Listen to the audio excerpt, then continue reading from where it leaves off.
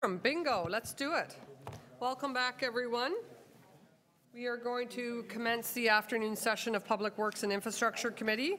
And the item that we were on, we'd gone through our deputants and we were on, I believe, speakers. Was there any more questions, or we hadn't moved to questions? Right, so does anybody, just so everybody's clear what item we're on the review of single-serve coffee pods in the City of Toronto's Waste Diversion Program 28.9. We'd gone through all our speakers and we were just about to move to questions of staff. Any questions of staff? Seeing none, any speeches or remarks on this item? Okay, let's go back for Councillor Holyday. That's okay. You have to forgive me here. My concern, I guess, over the report, through you to staff, my concern about is we heard a lot about technology and changes in the industry and variations in the practice in the industry. In fact, we had two people here with talking about two different technologies today. That's right, yes. I wondered if I could ask staff to comment on processes that you have on continuous development around this industry. The recommendation of the report is to receive it for information, but does that mean that the work stops on this? And how does staff cope with changing industry on an ongoing basis? So through you, Madam Chair, no, the work on this does not stop. We will continue to work with both the recyclable and the compostable pod manufacturers, retailers, distributors to try and find a solution to that. Ultimately, we want to see a solution to this as well. It's a combination of a promotion, education, service program side and a technology side. So we think we've got a good understanding on the program side, how this would be delivered. It's the technology side, and our challenge is there's a lot of money that's being spent by big companies and small companies in some cases on the front end research and development on all these new materials coming into the marketplace. We are not matching that type of funding on the back end as municipalities to invest that much money in our recycling facilities to be able to keep up. And it swings back to this concept of extended producer responsibility, where the people who are putting the product into the marketplace are ultimately responsible for the product at the end of its life. And that way there's a sort of commensurate level of effort on the front end and the back end of the process, and it's being funded by the group who's actually using these or putting these products in the market in the first place. So we fall behind on the technology piece. Is there hope forward?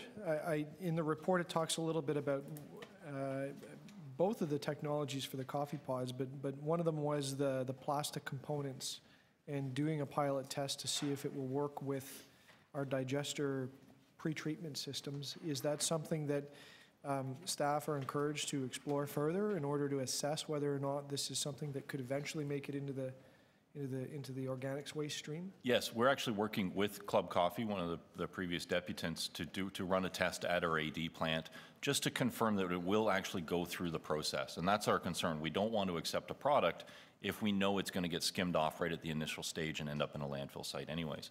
So we're working with them. I believe they've already agreed to fund the testing out at our site to work through that, and hopefully in the next few months we'll have some results, and then we can make a solid recommendation on the issue. Is there optimism on the other technology front with the other type of coffee cups that are assembled products, and this notion that you've circled in the report about the requirement to disintegrate them before putting them into the correct streams? Is there some promise of the future of that in terms of changing? I think there is promise for the future. I don't want to be seen as trying to stifle innovation, because there's a lot of really good innovative work being done by some of these companies. There's different types of pods coming into the market. We heard from one deputant that has a particular design.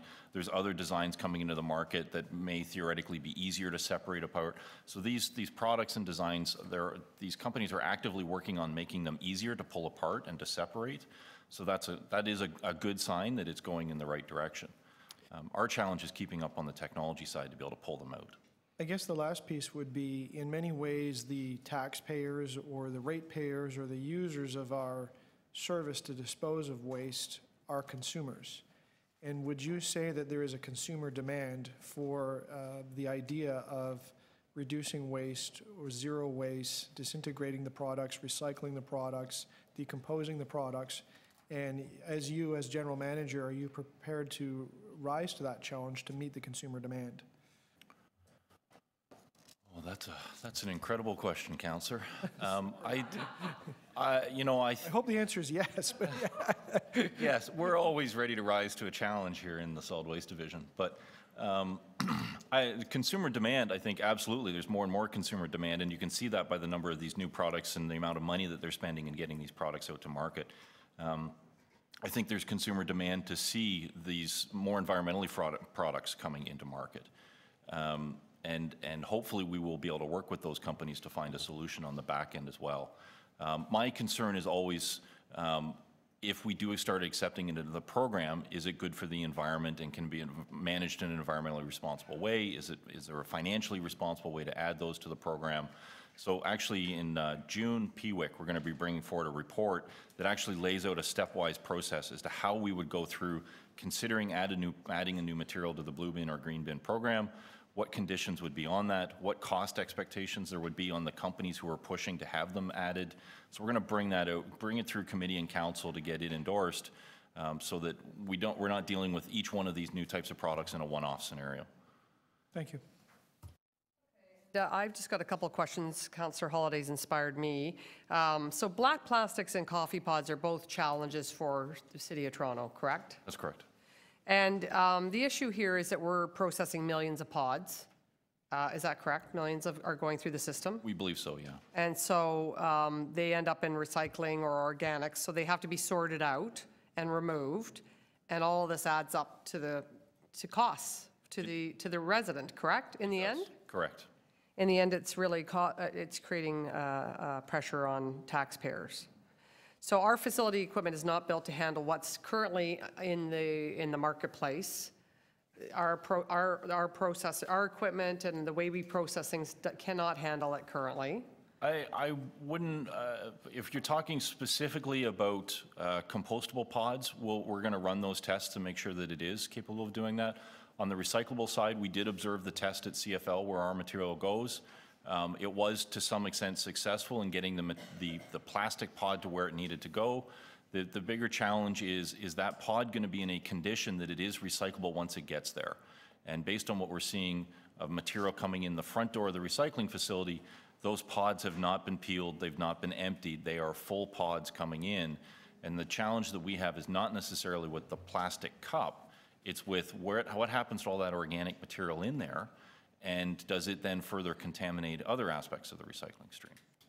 Okay, so it's a mix of product, different materials, fiber, plastics, aluminum, and it's again back to that navigating all of that for residents. So bottom line, it does increase, currently it's increasing the costs of our operations, is that true? That's correct. Currently, but you're hoping to find a way forward. We're hoping to find one. We've heard from one deputant that they are willing to at least commit funds and go through the testing process. And a sneak peek for June, that's what we're going to be asking for, is if companies want to start having the City of Toronto accept the material in the blue bin, they will be financially responsible for any incremental cost of doing so, rather than putting that burden back onto a ratepayer or a taxpayer. Okay, that's, I think, great responses to my questions, so thank you for that. Okay, let's move, unless there's any more questions, let's move to speakers. And Councillor Carmichael-Greb I think, has a motion. I have a motion. Do you want to put it up on the screen for? I don't have it in front of me, so I can't. Yeah, I think they definitely have it.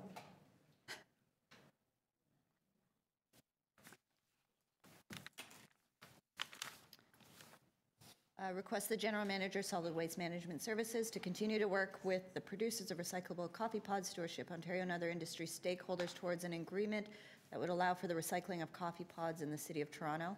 I know that this has been stated that they are going to continue to do this. I just want to make sure that it is clear and written out that this will continue, because I believe it is something that we can get to and that we can reach the point where they're recyclable or compostable, whichever way is the better way to go, or both, perhaps. But I know some companies have made significant strides to this. Other companies aren't doing anything. So I'd like to see those companies even work towards this as well. Okay, we've got a motion before us. Is there any other speakers on this? Seeing none, we're going to put the, oh, it's already up there, so all those in favor of Councillor Carmichael-Grubb's motion, that carried, opposed? Were you opposed? That carried unanimously? Sorry, I thought your hand went up. That carries. And do we have to move anything else on the report? No. Okay, so let's just, I think we've got Councillor Nunziata's item dealt with now. Do we not have that motion ready?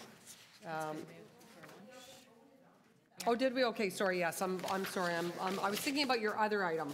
So the next item is, we've looked after that. Yes, that was the one you signed. So, sorry, I was thinking of her other item, which was the Ward 11 safety and improvements. So that's what was on my mind, 28.12. So what we have left is 3 items.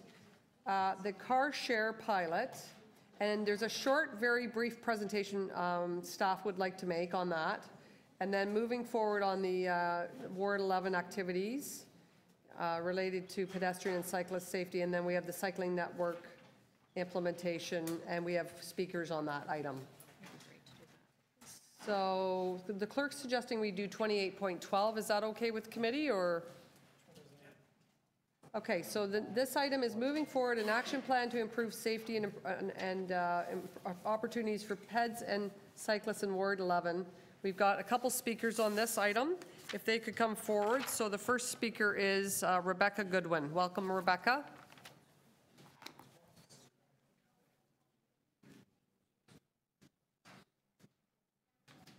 Good afternoon. My name is Rebecca Goodwin, and I'm here representing Walk Toronto. I'm a member of the steering committee, and I've been here before to talk with you about other things. Just a refresher, Walk Toronto is an all-volunteer pedestrian advocacy group. We've been in existence for 5 years.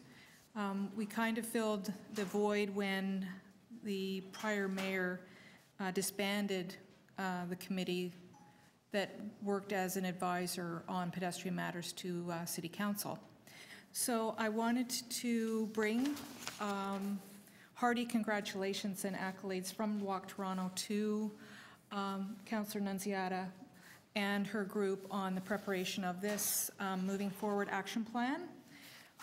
It's just the kind of thing that our group is working to encourage and support throughout the city. It outlines all kinds of plans and recommendations that are very much consistent with what we've been striving to see achieved in the city over the last 5 years. And what we would hope to see is many more wards following suit and doing this kind of forward thinking and planning. So we want to really congratulate you on bringing together the group and shepherding through to produce a fantastic product in really a short period of time. And to say that we would welcome the opportunity to work with you and support you on any of the recommendations. There are just a couple that I wanted to draw attention to that we were, given our mandate, are particularly enthusiastic about. And those are looking at the report on page 2, recommendation 5, about assessing the widths of sidewalks on major roads. That's something that we've dedicated a lot of attention to, including on the matter of licensing of patios and on sidewalks. And similarly, recommendations 6 through 10 are all spot on, and just so happy to see the recommendation about reducing the speed limit on all local streets in Ward 11 that are immediately surrounding a school, reduction to 30K. And again, this is just such a fantastic model, and we look forward to working with you and with other wards that are enthusiastic about doing the same thing. So thank you, and thank you for the chance to be here. Thank you very much. Any questions? I see none, so we're going to move to our next speaker, Hamish Wilson.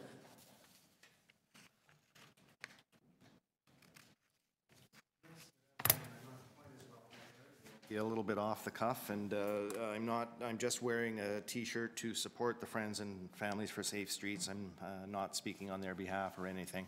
I would like to echo Ms. Goodman's compliments to the work of the councillor and the volunteers of her ward to produce a very effective, comprehensive, fine-grained and principled report.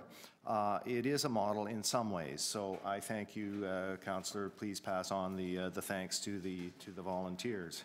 And yet, that said, I do have sometimes an issue of how we seem to do things on a ward-by-ward basis, especially when it comes to cycling safety. I'm sorry, that's not okay. We don't always stay in one single ward. We travel along. When we go along on a street, we don't say, hey, we're going from Ward 18 to 19, although sometimes there are discrepancies in the safety levels for sure.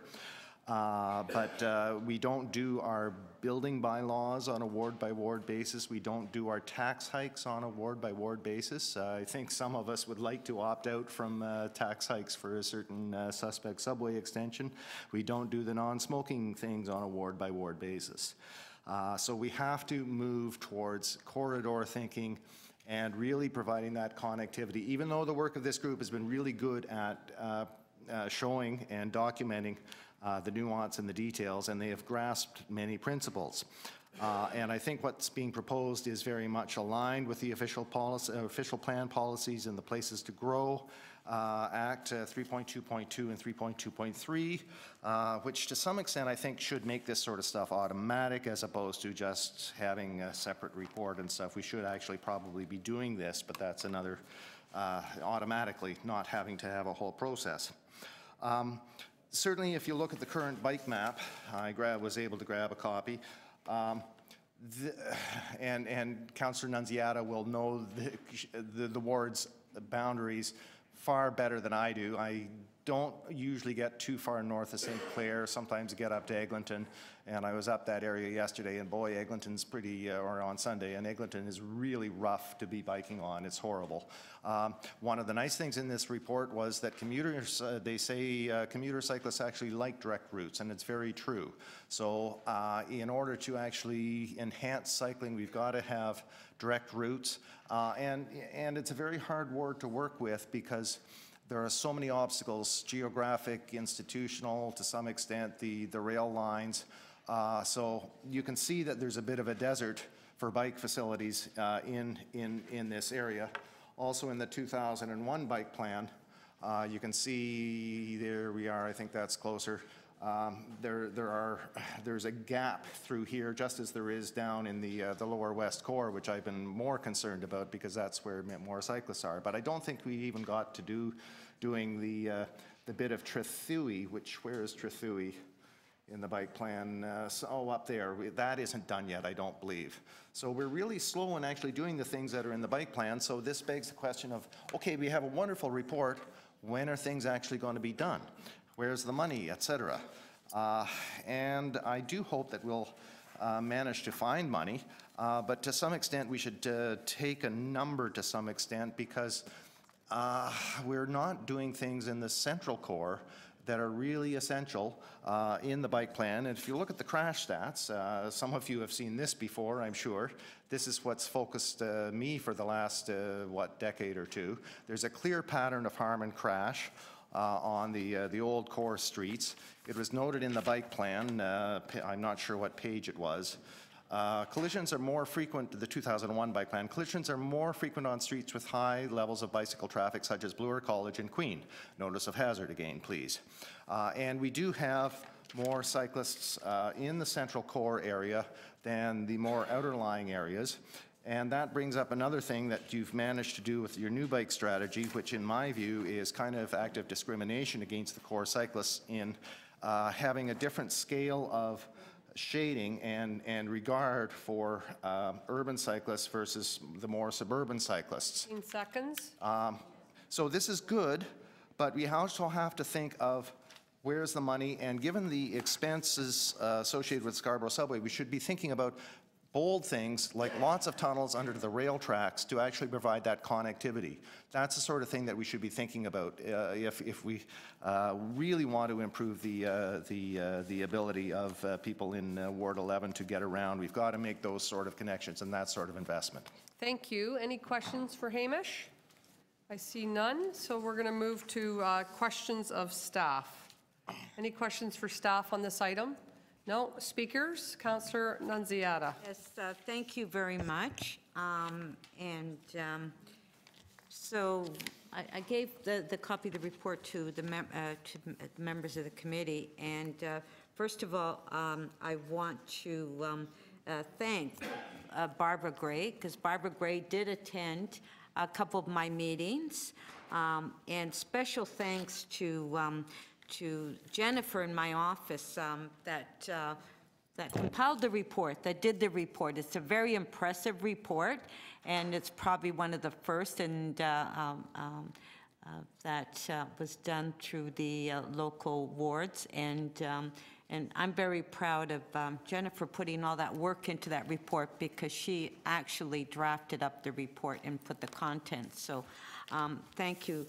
And also to the committee members. So as it was mentioned, I won't be long. Last year I did form a Ward 11 Pedestrian Safety and Cycling Committee with members of the community throughout my ward. And we met monthly, and we brought in our comments and recommendations that we would like to compile in a report. And what was important to my community is as far as safety in Ward 11. Now, Ward 11, it's an area that's being revitalized, and so we do have a number of development applications coming in the area. So hopefully from some of these development applications, we can secure some funding from the developers on some of the cost for the plan, for the safety plan.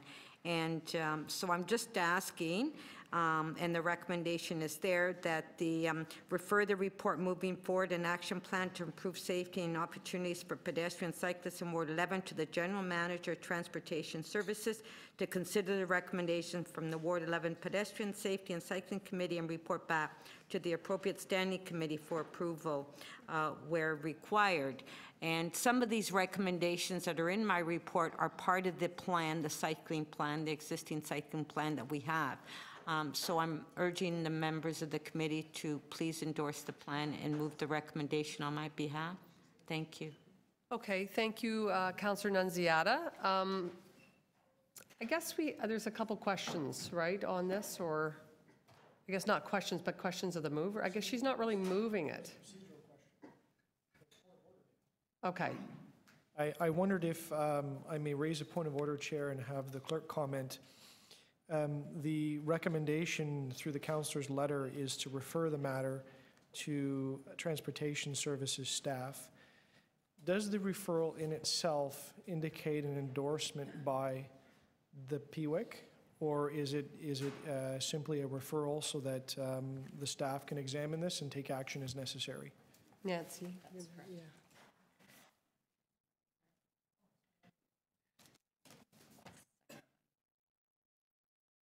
So it's referring it to staff. You're not approving or adopting the recommendations that may be within the report. What we were, Barbara Gray recommended that it come through this process. Understood. I just, to be very selfish, I didn't fully agree with all of the recommendations in the report, but as a whole and on balance, I believe it's productive to forward this to staff for their consideration. Okay, so just so committee, so we're crystal clear, the committee is not necessarily endorsing what's in this report because it's quite comprehensive and thick and a lot of different ideas in there, but we are referring it to staff. Well, I'm supporting referring it to staff, so I'm happy to move that, and we could vote on it now unless there was any other comments. Are you okay, or would you like to speak? Okay, all those in favor of referring it to staff, the package before us? That carries. Thank you, Councillor Nunziata. And we're going to go back to the car share pilot. We have a speaker on it, Murray. I don't know if Murray's still here. Welcome, Murray. Come on up. You've got 5 minutes. You've waited a long time. We appreciate that. So if you could take a seat, make sure your mic's on, and you can start. Microphone's on? Okay. Thank you. Dear PWIC Chair, members, City Councillors, and guests, thank you for allowing me to speak to you today. I support the recommendation that's come before you from the General Manager, Transportation Services, that City Council adopt the interim free-floating car share policy, March 26, 2018, which asks City Council to conduct an 18-month free-floating car share pilot project from June 1, 2018 to November 30, 2019, using issued permits to A, park in locations designated for permit parking, etc., and B, be exempt from the 3-hour temporal parking duration limits, etc., but accepting all the other regulations detailed in the PW 28.11 report you have before you. When my wife and I moved to Toronto nearly 14 years ago to live near our son's family in East End, Toronto, we decided that we could survive on one car for both families, given that my wife and I are retired and our son works a lot from home. This arrangement worked very well. When we both needed a car, mostly for out-of-town trips, one of us rented from a company that is within walking distance. We also found ourselves getting around the city satisfactorily by walking, some cycling, TTC, and out of the city by GO, Greyhound, and via rail. After using up that first car and one more used car, we decided last June 2017 to go carless. Both of our families soon became members, clients of the Car2Go company, and I want to say that I'm not lobbying for any company. In fact, I've read in the paper that there's another company like this coming to, or maybe coming to town. Anyway, we became members, clients of the Car2Go company, and by using an iPad or a smartphone, both of us have rented cars from them when public transit was insufficient. It's kind of like an emergency backup. These cars are very attractive to casual renters like us. You first of all pay by the minute, then by the hour, and at about 4 hours, you pay by the day, automatically. Their advantages are: 1, the car's locations can be found using an interactive iPad or smartphone app. 2, they are within easy walking distance in our neighborhood in the East End due to the free-floating nature.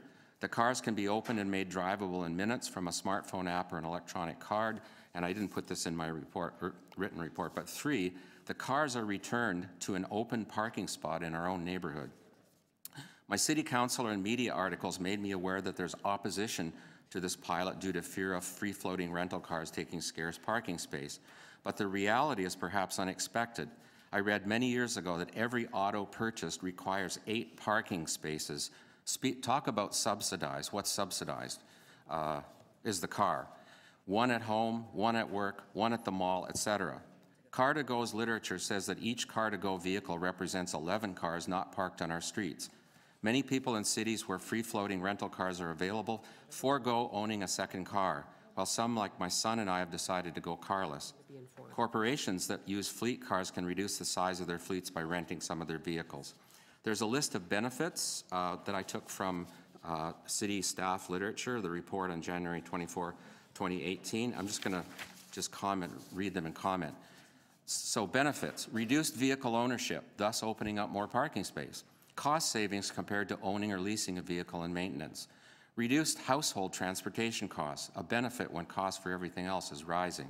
Freedom of responsibility from vehicle ownership and maintenance. It is a great time saver. You don't have to do anything with your car. You don't have to wash it, take it for maintenance, because you just don't have one. Reduced vehicle kilometers traveled, reduced greenhouse gas emissions, practical vehicle options in accessible locations, alternative option to public transit for bringing home large purchases. I mentioned the business users, again, can use them for their fleets.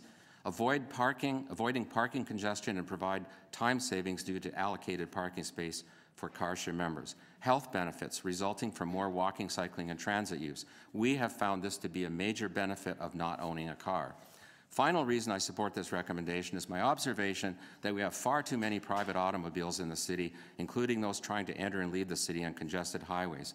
I am a person who walks, cycles, rides public transit, and drives vehicles. I've lived a long time. I am a senior. and have seen the road traffic congestion in the Golden Horseshoe grow to levels that are now beyond compatibility with a human scale of living. People are being overwhelmed and being killed and injured by too many fast-moving vehicles. I am pleased the city and the province are finally taking steps to address this crisis by providing infrastructure for human-powered transit, walking and cycling, and public transit, whether it be TTC, GO, or VIA, and by redesigning streets as complete streets where every kind of human movement is addressed with safety being paramount. Free-floating car share makes a contribution to this. Thank you, and I hope you will adopt pilot project PW 2811.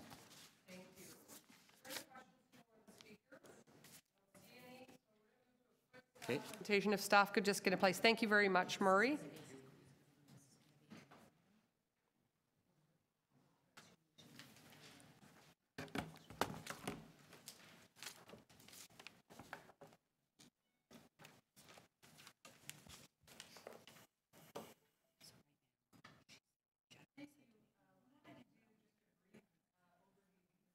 Yeah, don't trust her. No.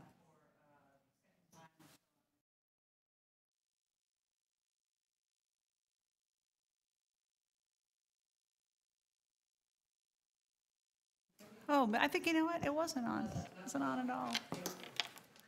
But I won't go back, because I think it was reasonably self-explanatory. So we're going to go quickly through this presentation. The speaker talked a lot about the benefits of car sharing. I'm not going to reiterate those. I did want to say that part of where we get all this information is there was a pretty comprehensive survey done in 2015, a number of years after the free-floating car share pilots had emerged in various cities in North America. That was conducted by the Berkeley Transportation and Sustainability Research Center with over 7,000 participants, and they really looked at the benefits of car sharing for these individual folks and what they were seeing. So we believe and have learned more and more industry-wide that car sharing is really starting to move the needle on people's behavior. There's a couple of models of car sharing. One is this round-trip car sharing where people have a parking space that's assigned and the vehicle leaves from and returns back to that exact parking space. And the one we're talking about today is a different model. It's called free-floating car share, which allows members to take a one-way trip beginning in one location and terminating in another. So with the existing framework, the existing car share vehicle parking areas, those are dedicated either on-street or lot spaces. Right now we have 80 on-street spaces that are dedicated specifically for this use. And we can add up to 40 spaces per year, and there's revenue involved for the city of about $100,000. There's also spaces in dedicated TPA Green P lots as well, and they generate about $720,000 in revenue annually for those for the use of those spaces by car share users. So today we're here because we were directed by PWIC in February to come and talk about a pilot and a policy framework for free-floating car share. We brought a proposal forward in September and then to council in January. And there were a number of concerns that were raised around the area where we would mount this pilot, some of the time exemption proposals, what were we going to do about compliance if the companies who participated were not being true to their permit conditions. How are we going to monitor and enforce? And then a question about data, what the requirements were for the companies to provide the city with data and how we would share that through open data. So I wanted just talk real crisply about the changes that we have made. So we had heard, and in the previous proposal, there was an exemption from the 3-hour time limit for any area of the city. This proposal before you today allows for that only in residential permit parking locations as part of the permit condition. For the area exclusions, waitlisted streets for permit parking, which are typically 110% subscribed, were to be excluded, and the companies would have to come up with a way of ensuring that parked cars that the car share could not end its trip on a waitlisted street through a process they call geofencing, where they don't allow the trip to shut down at the end if they're not parked in a place that's part of the permitted uses. In this location, in the previous previous proposal, we were setting that condition at the beginning of the pilot.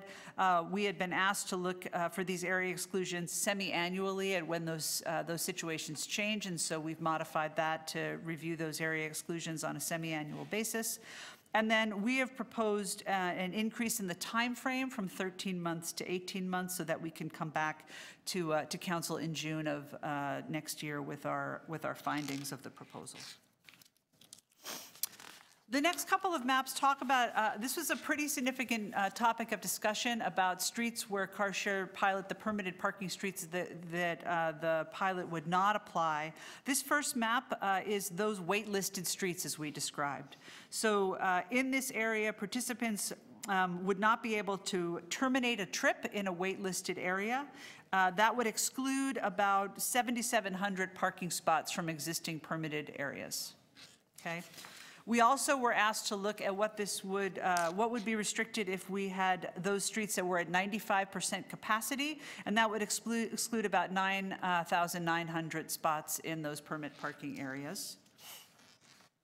And then lastly, what would it look like if we had 90% streets that were at 90% capacity were no longer allowed to be part of the pilot, and that would exclude about 17,000 parking spots from the pilot. We're not recommending this proposal because we think it would be restrictive enough that it would not make the pilot attractive for companies to participate in.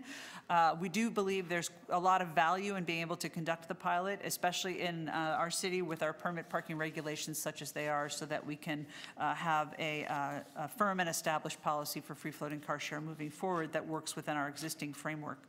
A couple of other pieces are compliance standards. So prior to the pilot, we established criteria to be able to terminate the permits if a particular company was being non-compliant.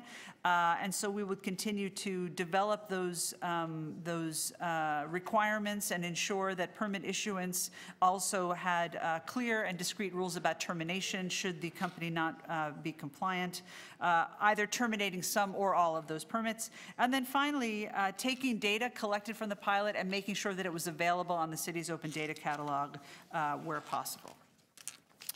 Okay. Let me get to next steps here.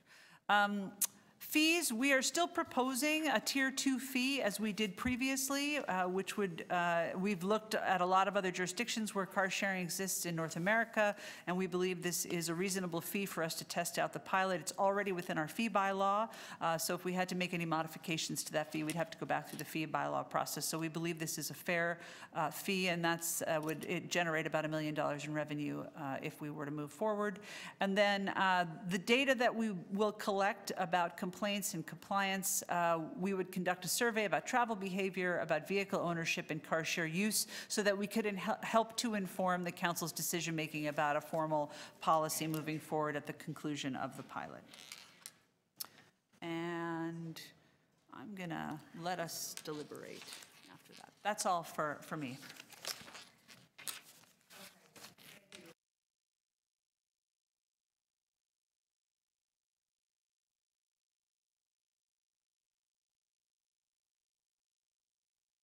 To have it in our hands. So thank you for your presentation. That was very clear and well done.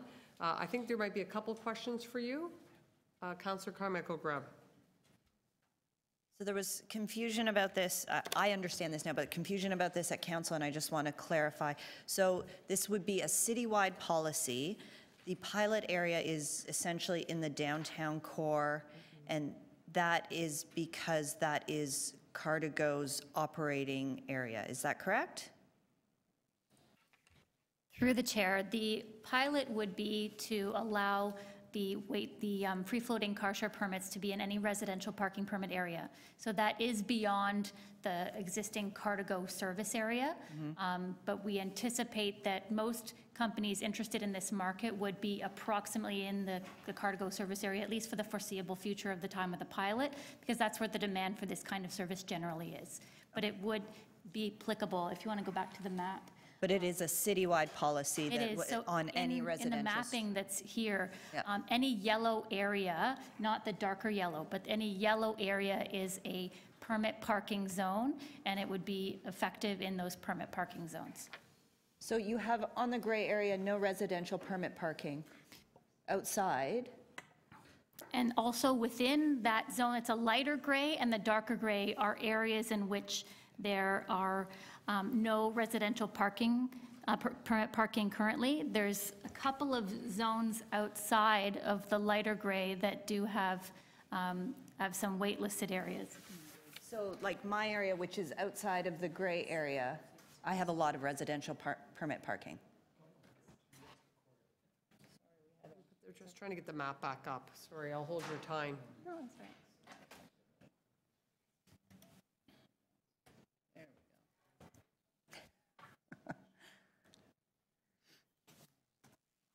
Oh.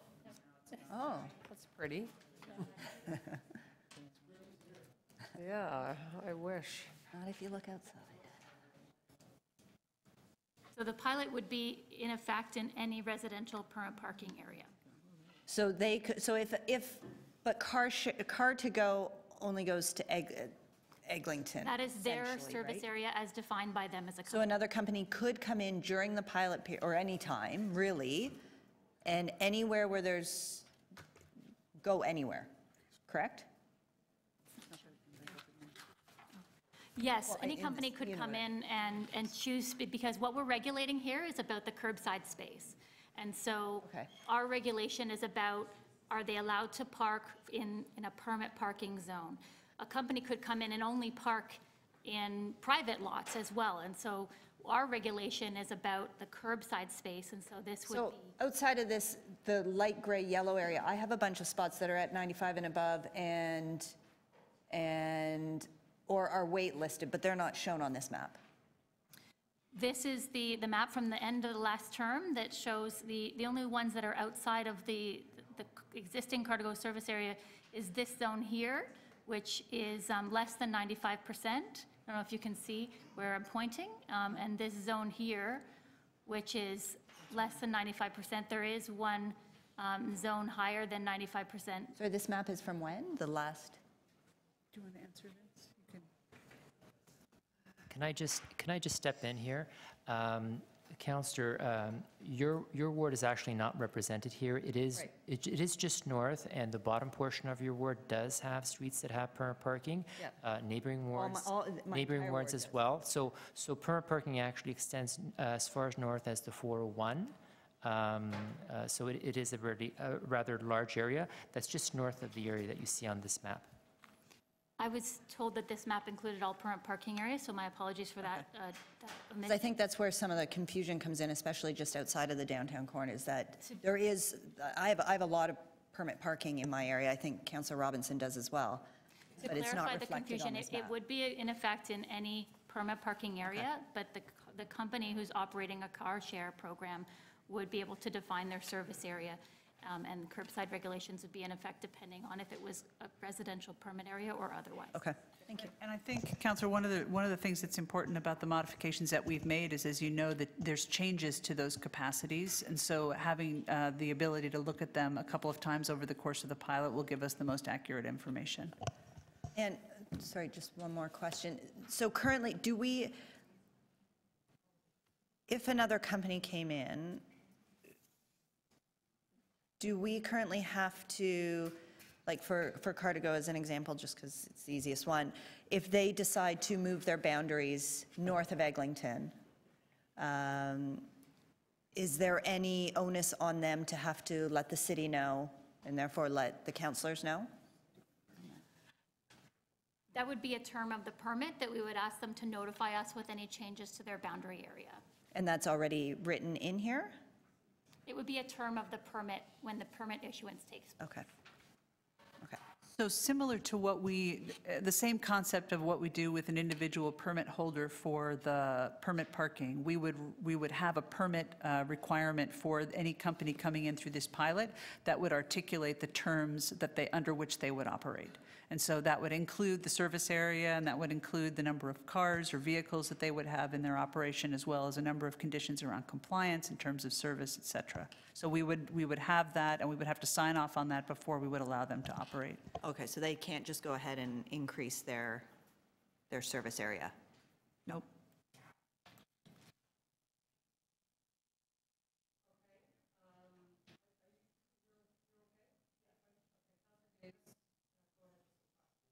Thank you.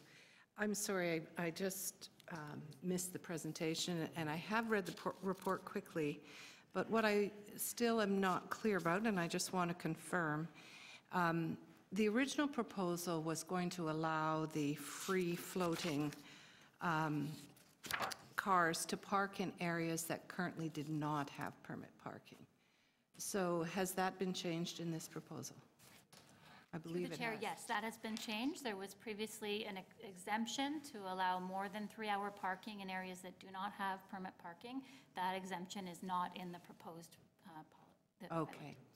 So you did mention in here about 80%, 90%, that you were measuring the capacity available within particular zones. Are you using a zone approach or a street approach to how you measure the wait list and capacity? Because the reports we get at Community Council used to be by zone, and then they started to be by street. So could you clarify that? Through the where chair, the waiting list the exists? approach would be both. I'll start, and then if Vince wants to add in any further detail from the permit parking perspective, but the zones, which I think is for the most of permit parking, is zone-based, and that is that the capacity of waitlisted is 110% threshold. When it's a street-specific parking permit area, then it's a 100%. Vince, did you have anything to add to that? The answer is that it's a mix. If it's a zone, then it's 110%, which allows for some flexibility between the various streets that people have access to. If it's a street-based permit, it's a 100%. Mm-hmm. I see both the benefits and the challenges of enabling the parking on streets that don't have permit parking currently. Because if you put greater pressure on the streets that do have, we're going to create more concern and backlash from current permit parkers. On the ones that don't currently have permit parking, you're offering permit parking for people who will have greater rights than others in the community. So I think both have their challenges. And particularly in some place like East York, where we've got these little chunks, all streets, block here, block there, block here, block there. It is going to be very hard to figure out where these cars will be able to park. What I wondered was, why would we not wait until we have our discussion about having permit parking across the whole Toronto and East York district?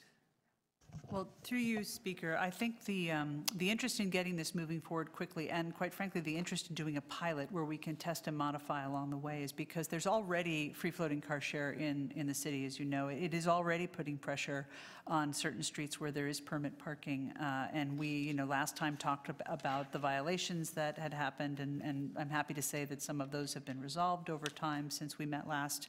But having a policy and being able to test it against our permit parking, I think is absolutely necessary in order to get something that's going to work for all of these unique situations.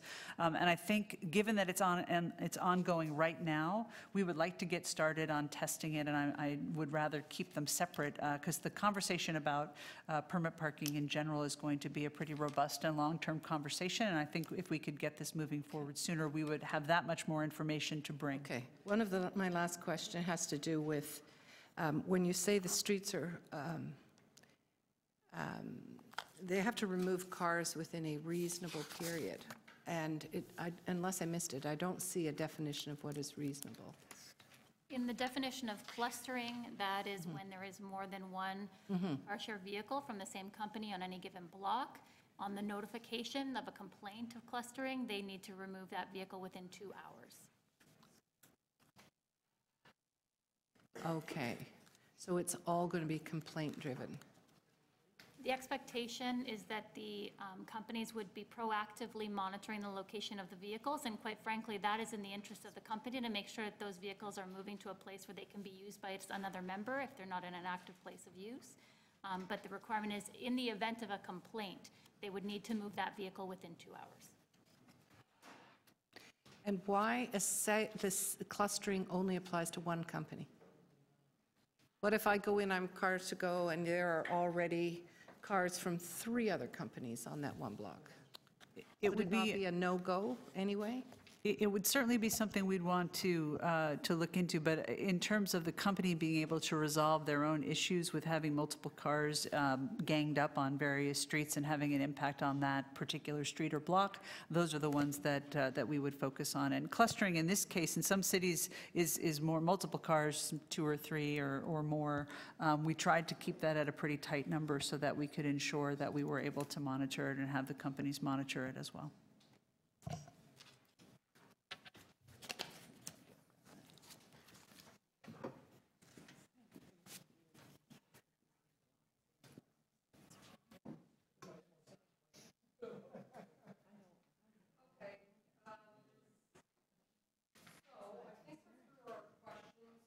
I guess I just have a couple quick ones.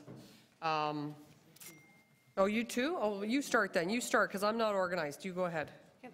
I can go first if that's the way you walk. No, we're still on Well, questions. let's have a couple questions. I did.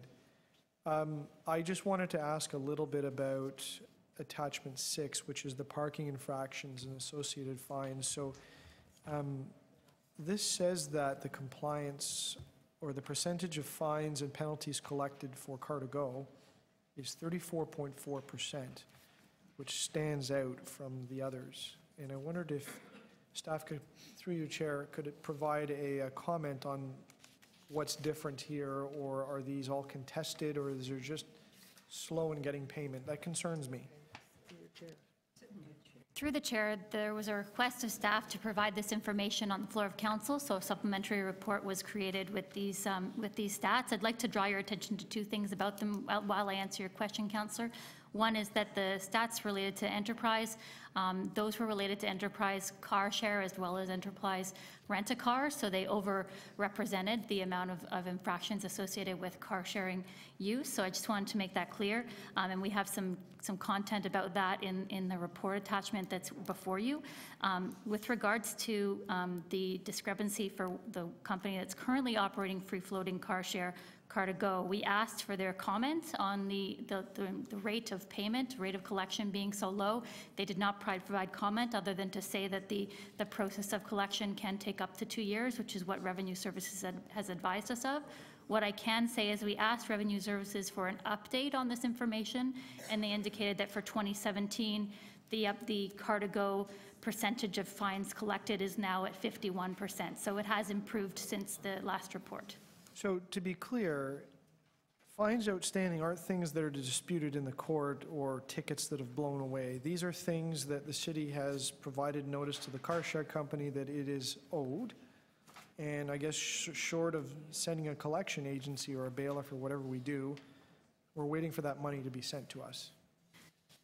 Through the chair, certainly the collection process involves notifying the company where the ticket was incurred. So that can be understood to be the case for all of these tickets, especially because these are referred to for the 2017 year. There's nothing as recent as 2018 before you.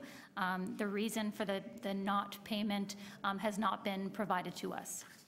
I wanted to ask a little bit about the geofencing. So to me, in order for this pilot to work, the little magic piece that I don't think we'd discussed before is what the car share companies are going to do to ensure that their vehicles aren't stored, and I'll use the word stored and I'll explain why, aren't stored on areas that have a high subscription rate, because that would annoy the residents. So the one company that you've dealt with, I think it is Car2Go, has talked about implementing geofencing, and I wondered if you could explain to the committee how you envision that to work and whether or not the other companies are going to follow suit with something equal. Through the chair, yes. So the geofencing is about the way that the app actually enables you to start a trip with one of these free-floating car share vehicles and end a trip. And it's not something new. It's something that they do have in place where they don't allow people to end a trip on a street that has rush hour no parking, for example. So on Queen Street, they're not able to end a trip as an example because they would be incurring fines as a result of parking on that street. So what it means is that when you're in the app to start a trip with a car, you would be starting a trip using the app. You're not sort of starting the car with the keys, you're getting access to the car via the app. In order to park the car, you need to end your trip in the app. If you're in a location where you cannot end a trip because of the geofencing that's been set up, the app will not let you end a trip. So what it will mean is you could certainly park that car, you could go in, grab a coffee, go in, see your friend, but you're still incurring charges for that trip. You cannot end a trip and have it leave it for someone else unless it's geofence is an area in which you're allowed to do so. So the difference being is that, if I've rented the car, I can park it anywhere I can legally park it. But the company stores unrented cars in places on the street. The geofencing would ensure that they did not store the car in one of the hot spots, let's call it, where there's a high subscription. That's right, Councillor. That's the way it's been conveyed to me, is that you would not be able to end a trip. You could pause a trip and do another activity, but that trip is still your vehicle. You're not letting it go. So as a policy perspective, we are looking at defining those areas, those geofences, as areas of high subscription rate. Okay, wrap up. Yeah, and I will, as my last question, but in theory and in practice, the technology will allow us to specify any geographic area as a prohibited area, and they can set up their geofence and they can adjust their geofence as time goes on to make sure that rides can't start and stop in the places that we feel are inappropriate. Through the chair, that's correct. Any company would need to comply with that arrangement, and so the pilot would allow us to understand how effective that would be. Thank you. Okay, and Councillor Fletcher? Thank you for accommodating, Madam Chair. I just want to go over to the not recommended, which is 90% capacity to initiate this program. And what is the percentage when you can get an overnight permit or a weekend permit? It is 90%, is it not? Through you, it is. I'm not sure if that's the same on the street-based or the zone-based only. It's based on permit area. It's 90%. I just didn't know if the street-based zones were different than the zone. Well, in Toronto and East York, how many street-based zones are there? Let me just add, not very many. Hardly any. The majority are area-based. Yeah, I get it. So basically, the majority are permit parking areas. There's very few street-based in Toronto and East York, where the majority of these cars will be. So currently, at 90% capacity, if you're applying for a permit overnight because you've had too much to drink or your mother-in-law is coming for Friday night, and it's at 90%, you're not given a permit, right? You're excluded. Correct. So that means 17,000 people that live on that street are unable to get a permit for their residential visitor. And now, which one of these are you recommending, 95 or 100? We were asked to look at both 90 and 95, and so we've come back just to indicate that the reduction in on-street spaces for the pilot company would be reduced significantly at 90%, and we just wanted to show what that was and what it would look like. So it would be 17,000 fewer parking spaces, as you mentioned, and in the 95% threshold, it would be 9,900 parking spots that would be excluded from the pilot area. That's for council to make that decision. That is absolutely true. We came back with the information. Long-term residents who need an escape valve for a day or two are still at a disadvantage. You would agree with me? I would agree with you, and I also think that one of the reasons why we indicated not recommended is because as we start to get smaller and smaller capacity for the companies, we're not sure how many companies would take advantage of the pilot. So right now, there's one company who owes a lot of money that's interested. Is that right? Car2Go is the only company currently that operates free-floating car share. We've talked to more in the industry who are interested in the pilot. Do they owe us any money? We looked at their infractions that had not been paid as we were asked in 2017. That was 34%. We've since looked at it again, and it's up to 51% paid. So they're moving in the right direction. But 50% haven't been paid? Approximately. And it's complaint-driven, as Councillor Davis just said. So how many staff would you be hiring to take those complaints and manage those? Through the chair, we wouldn't be hiring new staff to manage this program. The complaints would be through the 301 system and directed to the companies as appropriate. We understand that the company that is operating free-floating car share has approximately 50 employees that manage the redistribution of vehicles. So we would also expect them to be proactive in that Would redistribution. you not expect that there'd be an awful lot of calls to counselors' offices with problems that would then be passed over not to 311, but directly? So you're telling me there won't be any staff hired in order to manage a pilot that will be pretty controversial in permit parking areas? Through the chair, I understand that there are a lot of complaints about the way that free-floating car sharing is currently operating in Toronto, and so what we're trying to do is establish a regulatory system so that we can... You are not planning to hire any staff to deal with the complaints generated from 12 wards, basically, where these car companies will want to be. Getting that clear. At this The point, answer is no. at this point, part of the reason that we are proposing a pilot at all is because we understand that there's more we need to learn about this before we would make it a policy, and that would be including how much staff we need to monitor. So coming back certainly midpoint of the pilot with some understanding of that, we certainly could move forward to address any staffing shortages should there be challenges there. So the other issue that I just want to take up is that of areas and streets that don't have permits, that are open and available. Many of them are arterials or minor arterials, collectors, and that we have a report coming. Are you willing to consider, would you recommend a hybrid that would allow some free-floating, have designated spots that aren't currently under a permit system, so everybody would think that would be fair, and whatever else we can find as far as developments are concerned, that people have access to car share from the street. This seems to be a very just in a permit parking area, and we haven't looked at all the other tools that we have at our disposal with planning and even with the permit parking plan that's coming back. So have you contemplated that as a hybrid, or is it just this straight-up model that you're bringing forward? So we currently have 80 on-street spaces and a number of off-street spaces that are dedicated round-trip car share. We certainly can add more in that regard to enhance that service. That is a different company right now, or companies that provide that service from the free-floating car share, although we do know that some of the companies that are in Toronto right now with the point-to-point would potentially be interested in engaging in free-floating. And so I think if there are other opportunities, certainly through the development approval process, and more work with TPA. And the Green P, absolutely. They utilize them now, and we can certainly... They utilize them now. They moved out of Green P. They are still in Green P lots, although they certainly have a preference for on-street. Fair enough. They've moved out, and they want to be on the street. They certainly have a preference for on-street. Yep. Okay. I have a couple questions. So how many times has this been through this system? Is this the third report? I'm forgetting now. This is the third time. Third time. And it's just it's simply a pilot to test the waters, correct? Correct. We're not rolling this out.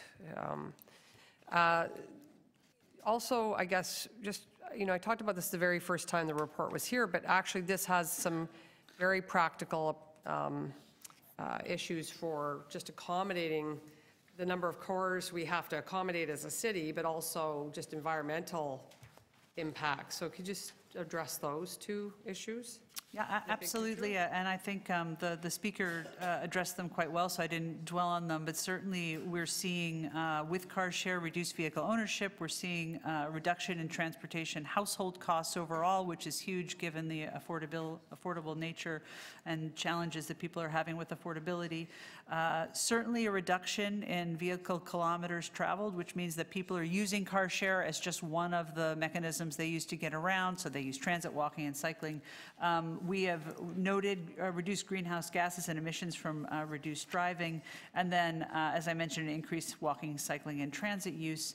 And then also, 33% of the households in Toronto East York actually don't own a vehicle, and so from an equity perspective, providing those choices and options to those in the city who don't actually own a vehicle for the odd time that they may need to drive one is another one of the reasons that we've seen in other peer cities have taken on a more sort of structured approach to free-floating car share to provide that opportunity. Well, that's a great summary. So I think what I'm hearing you say is this is a trend that's happening globally, and we need to, similar to Uber, figure out a proactive way to address it and handle it, manage it in the city. And the way you're advising, given your experience, is to pilot this with all these conditions you've you've really done a great job with your slide deck, covering off all the conditions, things that councillors were concerned about when it went to City Council in January. Through you, that is absolutely our intention, and it is complicated, and I understand why we've kind of had to take a couple of hits at this in order to try to clarify some of the confusing pieces. We do have quite a unique and robust and well-loved permit parking program, and part of it is trying to integrate this with that existing program. And so we believe this proposal for council to consider at this point helps to give a path forward on that. And just, it's happening. So it's best to figure out a way to embrace it and help facilitate it.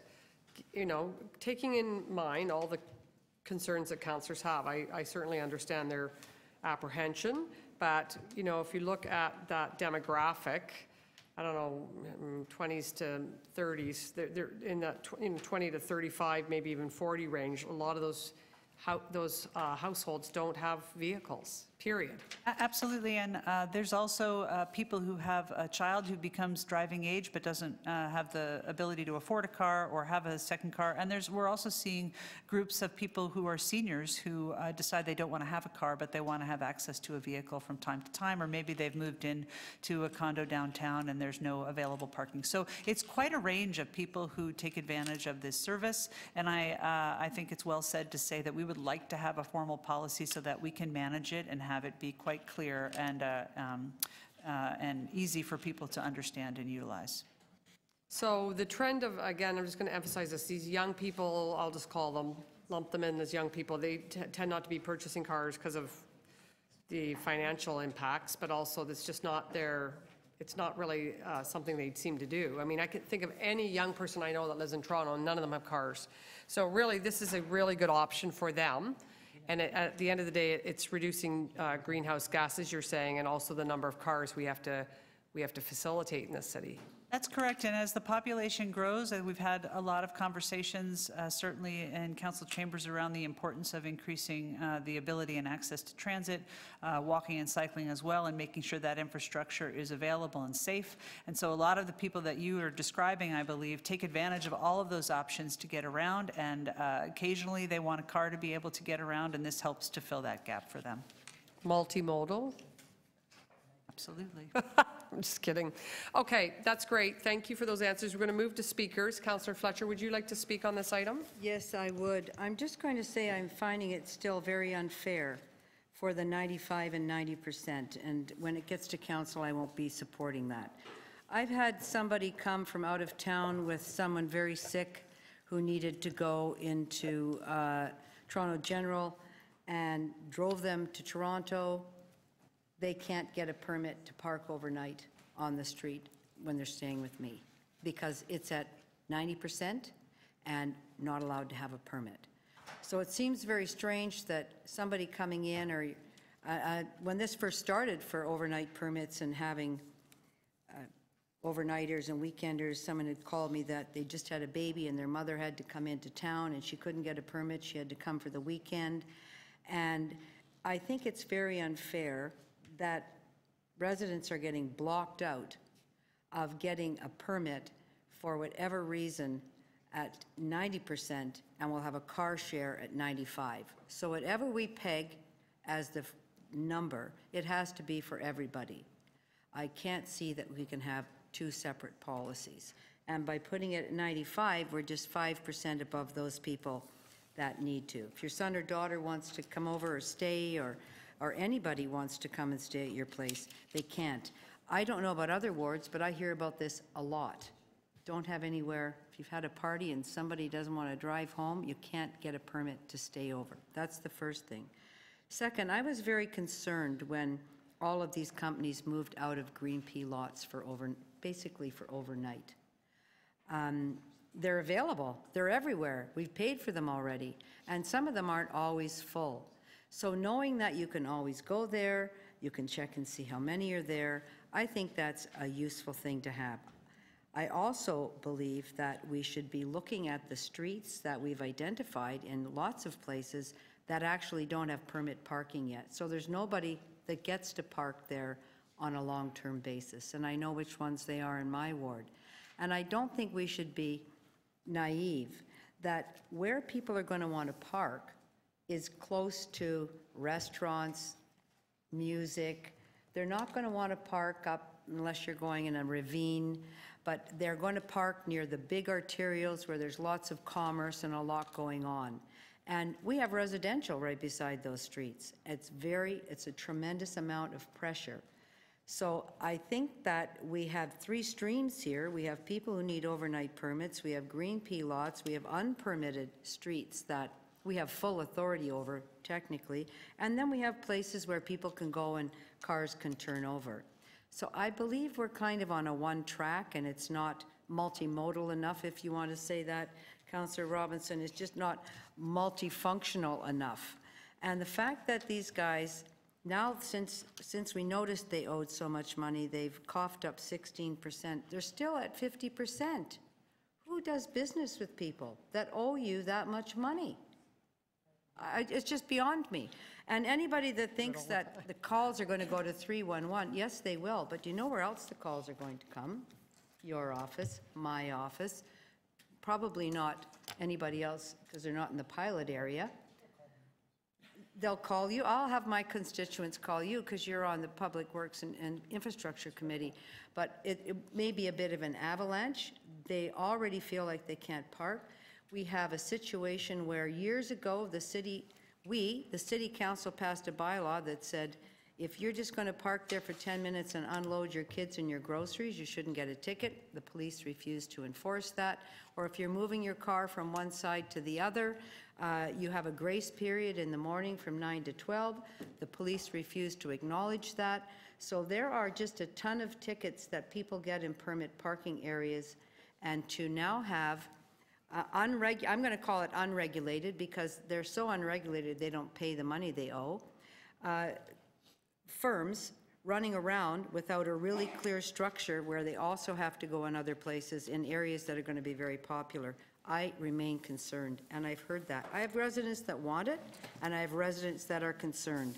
I'm not sure we've hit the sweet spot yet with that, and having a differential between those who can live in a house and get an overnight permit for their son or daughter and can't, and somebody who owes us a lot of money can have their car sitting in front of that same house at 95%. I have a big problem with it. Okay, Councillor Holiday's next. Thank you, Madam Chair.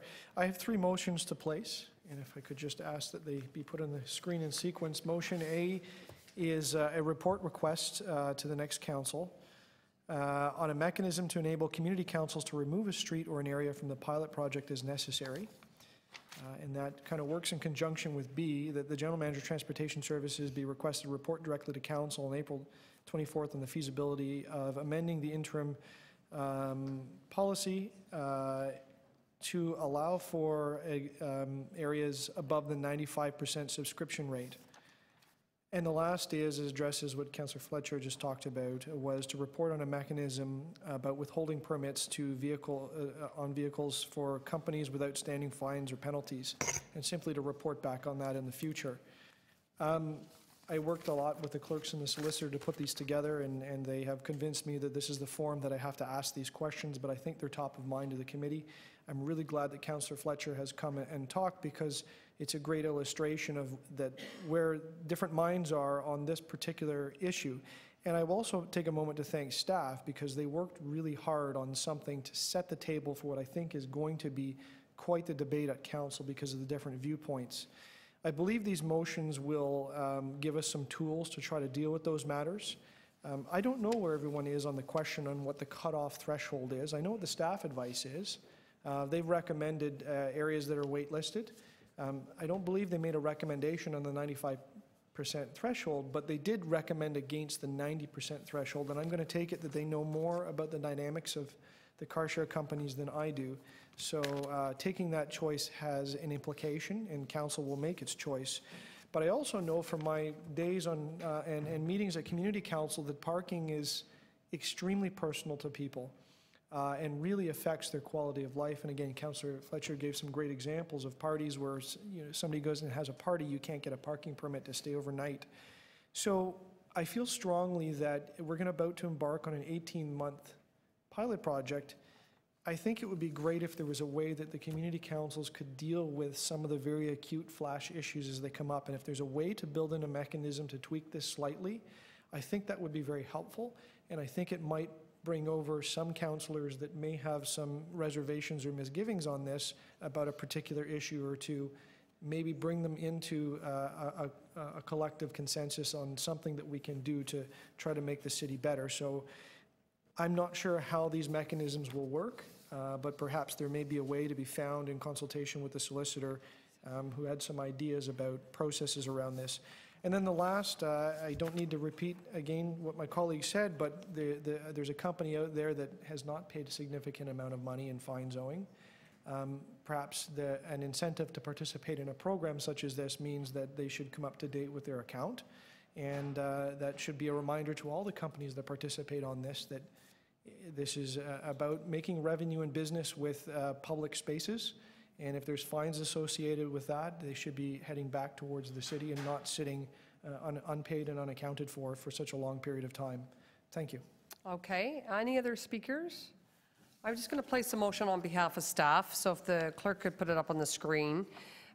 This is on behalf of the city solicitor, really, to introduce the necessary bills to give effect to council's decision and authorize the city solicitor to make any necessary clarifications, refinements, minor modifications, technical amendments, or bylaw amendments, as may be identified by the city solicitor in order to give effect to the reasonable operation of the free-floating car share pilot. So staff asked me to place that. I think it's an excellent motion because it gives them ability to do some of the things Councillor Holiday was just referencing. All right, so we're at the end of our speaker list, and we're coming to a vote, so we'll put the motions on the screen. And the first one is Councillor Holiday's. So this is the one related to community councils. All those in favor? Opposed? That carries. The next one, I think there's three. This one is the, this is the exception of areas at or above 95% subscription rate. All those in favor?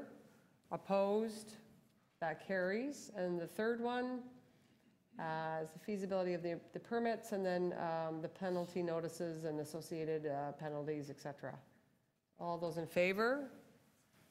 That carries as well. Then we have this one from the legal team. All those in favor?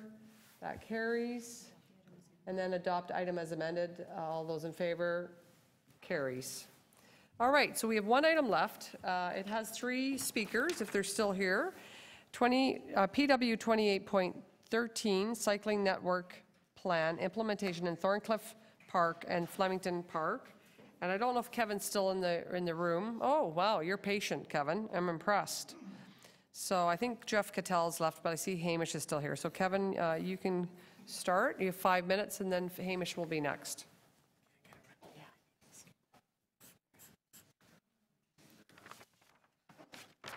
Oh, thank you. Good afternoon, Chair Robinson and members of the Public Works and Infrastructure Committee. My name is Kevin Cooper. I'm the Campaigns and Engagement Manager at Cycle Toronto, and I'm here today to express our support for the recommendations from the General Manager of Transportation Services that City Council authorized the installation of bicycle lanes on Thorncliffe Park Drive, Grenoble Drive, and Deauville Lane, bicycle lanes and cycle tracks on Gateway Boulevard, and the improvement to 3 local connections to the Don River Trail. The City of Toronto consulted with the public on the Bike Thorncliffe Park and Flemington Park study between August and October 2017, and that followed a variety of other creative engagements as identified in the report. Overall, 94% of people expressed strong support for these planned cycling facilities, and we'd like to applaud the city for addressing the demand for bike lanes in these 2 densely populated Toronto neighborhoods. And these bike lanes would make cycling a more attractive option for more than 50,000 Torontonians who call these neighborhoods home, including many new Canadians, women, children, and persons with disabilities. The Bike Thorncliffe Park and Flemington Park study is an exciting opportunity to make cycling a viable transportation option in these neighborhoods, but it's critical that the proposed bike lanes are well designed and that they're connected with the broader citywide on-street cycling network. So in terms of design, Cycle Toronto is supportive in general of physical protection for cyclists on streets with speed limits at or in excess of 40 kilometers an hour. All of the streets where bike lanes are proposed for this study are currently signed at 40 kilometers an hour, and therefore, while we're supportive of implementing these bike lanes on these streets, further physical protections such as concrete curbs, planter boxes, and so on would improve safety for people cycling here even more. Where these measures are not possible due to space constraints or other issues, traffic calming measures or a 30-kilometer speed limit should be implemented. In terms of connectivity, integrating these proposed facilities into the broader citywide cycling network should be a high priority.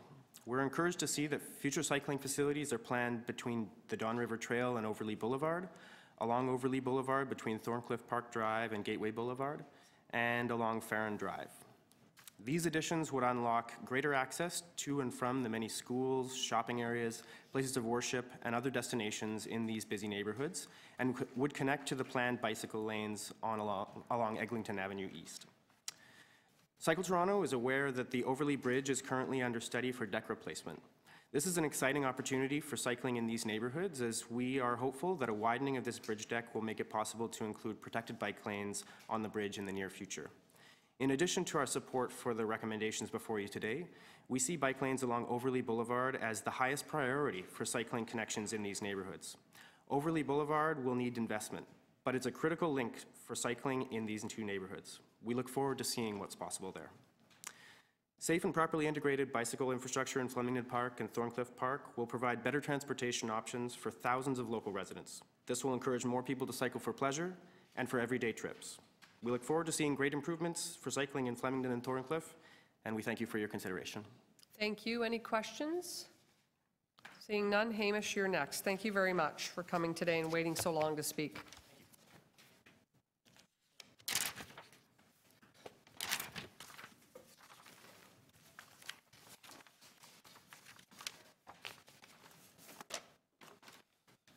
Yes, this is something. It's nice to know that we can actually do something quick and easy and cheap, relatively speaking. I read the TCAT letter from Ms. Smith-Lee, and clearly there's been a lot of process and good involvement. So it's been filtered to a great degree, and that's wonderful. It is useful to have the trail connectivity, and it's good to have some of the internal movement within these areas improved, which probably some road repair would help too. That's pretty standard. And certainly if you look at the bike map, it's kind of isolated and not really that functional right now. That's one of the big things that was hinted at in Ms. Smith-Lee's point is that, or letter, that really we need to be focusing on the connectivity. So when we do that, and I'm such an old person, I rely on paper, and this is the 2001 bike plan. When we rely on paper and look at the paper, Overlea was supposed to have bike lanes. Now, normally, as you know, I tend to be a little bit more obsessed about subway relief for the price of paint along Bloor and Danforth, and that's also taking forever to get very little done. Particularly that little segment there is really key and important. But here we are, Overlea, that's supposed to have bike lanes by now. What the heck happened? And I'm sorry, you might think that there's a lot of good is being done here and something's being done, but gosh darn, it's not really that hard to see why the ice caps are melting. How difficult is it to put in some bike lanes sometimes? It's been 16 odd years since this was done. For me, the really important section is the bit of Bloor Street East between Sherbourne and Church, because that's subway relief for the price of paint. And a little bit of road repair again. So, you know, yes, okay, great, there's $200,000, $100,000 from the federal level, $25,000 instead to paint Bloor Street East, and again, it's subway relief. So I think by not providing Overlea, which again was mentioned, I think raised in the consults, and Ms. Smith-Lee suggested that that was a gap, by not providing Overlea, I think you're setting yourself up for more liability. And that is a real important thing. And by being, it's progress, but it's so slow. It's like, how does it take 15 years to do a little bit of paint down there, and that's actually the stage one, where is it there? The stage, remnant bit of the stage one from the 1992 study. It takes so long to get very little done here in this city, and I'm sorry that it's, we're dominated, this committee is dominated, and then the city core is dominated by the more suburban car driving people. With some respect, they're very helpful and stuff, but I think if the city of Toronto had been allowed to do things by themselves, we would have the connectivity in the core, we wouldn't have the patchwork, we wouldn't have the knot work, which it sometimes is. It's been better in recent years, thank you very much. We've made some real strides with Richmond, Adelaide, and other things, but we need that connectivity. And to go a little bit further along with the federal money, they're trying to greenwash themselves, and by throwing money at things to try and make them look green and stuff. And transport leads our greenhouse gas emissions, by the way. And we're really behind. We're bad. We're really bad. And Toronto has an especially strong liability, I think, because of something called the Toronto Target, which was arising from the Changing Atmosphere Conference from 1989, where we were supposed to have a 20% reduction of greenhouse gas 1990 levels by 2005. Well, we kind of didn't get to that point, and I think maybe we led the Conservative government and the federal government in sort of knocking back the targets a little bit, pushing them out to the future, weakening them, etc. So even the commitment to Paris that Mr. Trudeau has given, it's really pretty, it's not okay. So in terms of our overall liabilities, I think there's really severe climate liability, and that involves Northern European countries, not merely island states, because we know that there's a climate crisis, and what are we doing about it? Not so much. We've got to do more things and be sensible. And speaking of doing more things and being a bit more aggressive to provide connectivity, if we had the same attitude towards connectivity of the Thorncliffe area as we do with spending money out in Scarborough, we'd actually like connect the two parts of St. Clair Avenue East, maybe, starting with the section there. You're over. Thank you. I'll go. Thank you very much. Okay, so I was going to, Jeff Catel's to the left. I know him very well, and he's not here, so unless he's in the hallway, I haven't seen him for a couple hours. Thank you, Hamish, and so we will now move to questions of staff. Seeing none, I'll move that the item be adopted. All those in favor? That is carried. More gaps in the Reluctant. It's very reluctant to raise it. Woo! Did somebody get a photo? Let's tweet it. Okay, thank you to the committee members for staying this long. It can always depend on these 4 people or 3, so thank you for being here till the end. I think it's Councillor Lee's last PWIC meeting, so thank you for all your service and good work and commitment to this. Well, yeah, well, you're really difficult compared to your neighbors there. You're looking pretty good compared to... Thank you to staff for all your hard work, and we'll see everybody in a month's time. We are formally adjourned.